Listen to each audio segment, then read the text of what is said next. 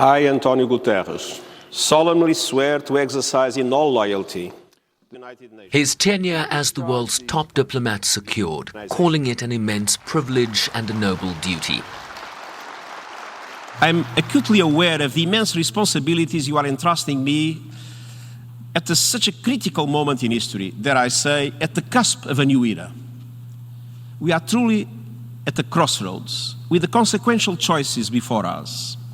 Paradigms are shifting, old orthodoxies are being flipped, and we are writing our own history with the choices we make right now.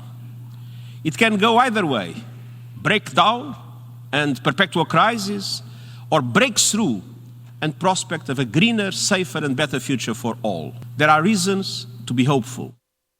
He pointed to the current pandemic as having presented the world with one of the greatest threats since the founding of the United Nations, revealing cracks and weaknesses in our societies, decimating employment, straining social safety nets with almost 125 million people falling into extreme poverty in 2020 alone. Women's inequality has been exacerbated, while global vaccine disparities have been a blight on the world's collective conscience.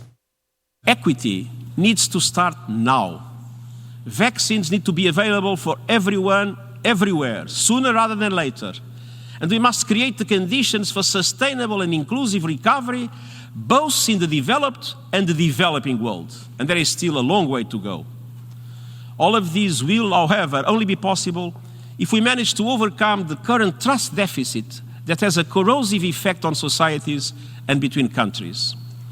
In particular, we need to do everything we can to overcome current geostrategic divides and dysfunctional power relations.